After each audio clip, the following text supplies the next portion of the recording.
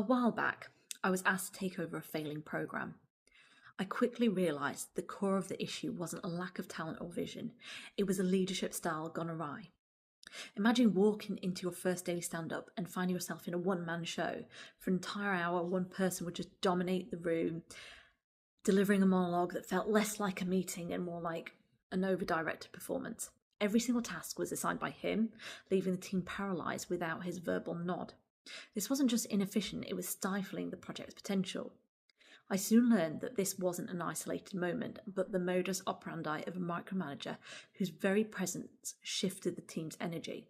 His style was forceful, he'd raise his voice, he'd employ tone that bordered on threatening when things didn't go his way, and create an atmosphere where everyone was too cautious to contribute. Colleagues knew him as a difficult character. His disruptive energy not only derailed productive conversation, but also bred an undercurrent of fear.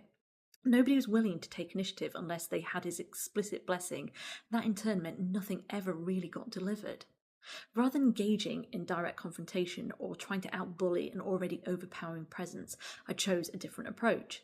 I decided to reframe his role within the team without undermining his expertise, and this is how I did it. I restructured the daily stand-up by time boxing our meetings. Instead of letting him corner the conversation for an hour straight, I introduced a more structured stand-up format. We broke the meeting into segments, quick status updates, issue flags, and a dedicated open floor for input. This subtle change forced everyone to be concise and focused on outcomes rather than tasks. And the result was the team started feeling that they had room to finally speak up. The next step was to channel expertise. I recognised that his drive for control was partly rooted in his deep technical knowledge, so I gradually repositioned him to focus on his true strengths. Rather than micromanaging every step, I encouraged him to step into his actual role. I set up separate calls where his insights were just essential. There I steered the discussion into technical design, allowing him to contribute where it mattered, without dominating every other meeting. It was a delicate balance, ensuring that his expertise was still valued, but his overreach was contained. Creating safe spaces for the team was the next step. Ultimately, the team needed an environment where they could operate confidently.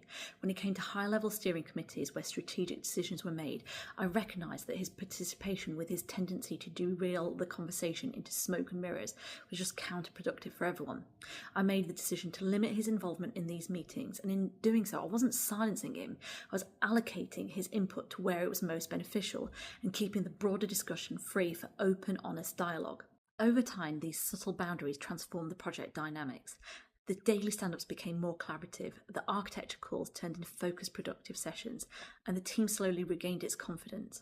Instead of letting one person's need for control stifle innovation, we just rechanneled that energy into a role that truly added value. This experience taught me a crucial lesson. Effective leadership isn't about overpowering or shutting someone down. It's about creating an environment where everyone's role is clearly defined and where the strength of even the most challenging personalities can be leveraged for the team's collective success.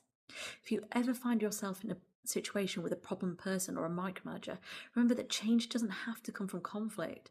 Often it starts with a subtle restructuring and well-placed boundary that empowers the team without directly confronting the behaviour.